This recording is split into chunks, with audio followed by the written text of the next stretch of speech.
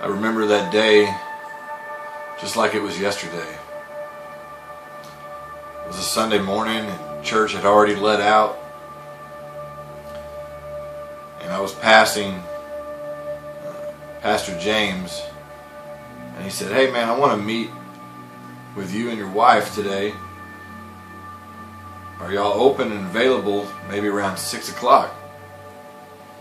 And I thought to myself, uh-oh, I'm in trouble.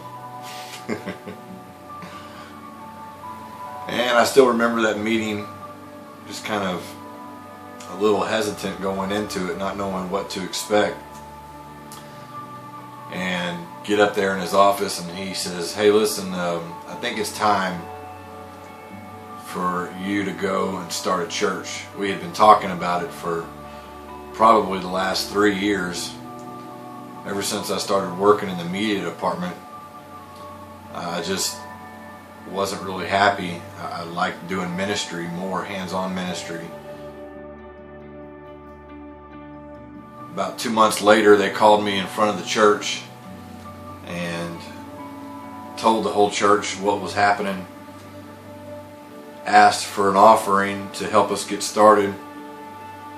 That Sunday, the church gave an offering of $5,000 to help 1012 Church get started.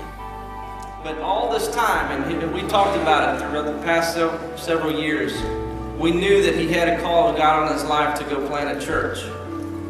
And we've talked about it, and it's been a healthy conversations. And so over the past several months, I knew in my heart it was time.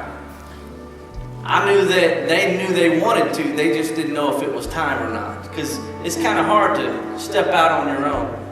And so they're going to Conroe, Texas, and they're going to start 1012 Church. And it's going to be a true daughter church.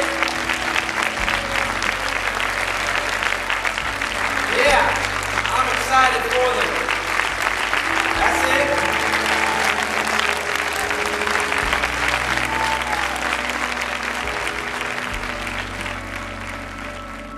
We started meeting in our home at first, and I remember having those core meetings with about 16 people, going over all the steps and trying to find a location to meet. Went to a couple different areas and finally settled on Braba Middle School. And I remember getting started. We were going to do 5 Saturdays. The 5 Saturday night services would allow us to kind of get familiar with all of their equipment before actual launch date.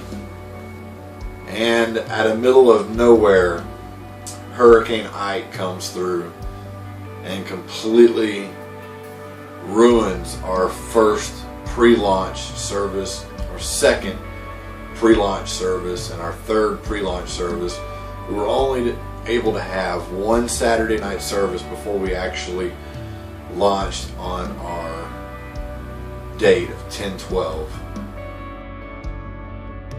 I had no idea that after a couple of weeks we would be doing 3 trips in the morning to get everything there.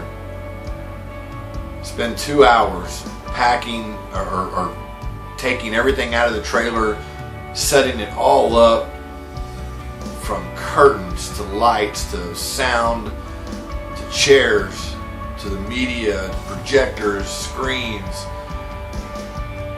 you name it.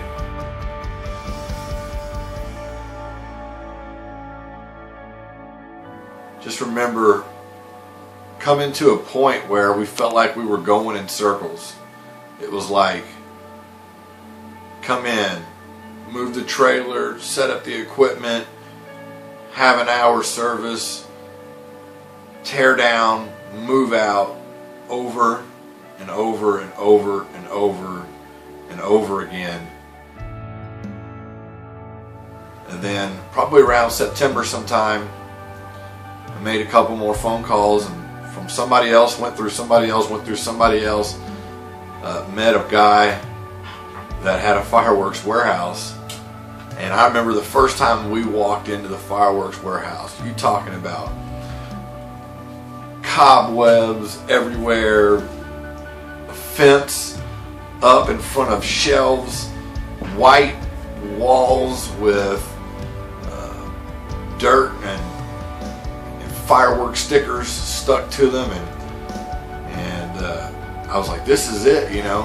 And when we started negotiating the price for the fireworks warehouse, I was convinced that that was it, but I was ready to walk away from it if the price wasn't right.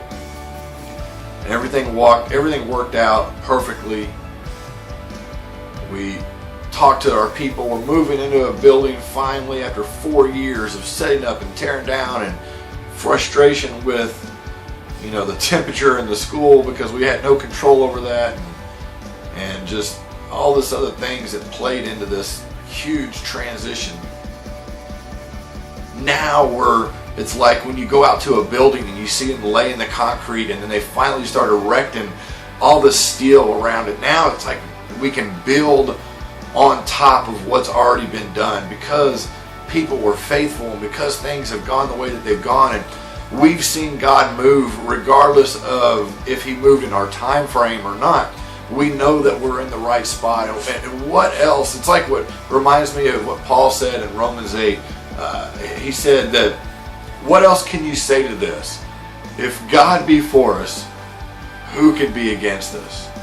And I am so excited for what is in store. I know it's not going to be easy. It never was easy. I didn't ask for things to be easy. I don't think our team desired for all of this to be easy either, but we did want it to be real. We wanted it to be different. We wanted it to be authentic, and we wanted to see people's lives change. And it's awesome to look back now and know that God was in it the entire time. The entire time He was in it. He's still in it, and the future is bright.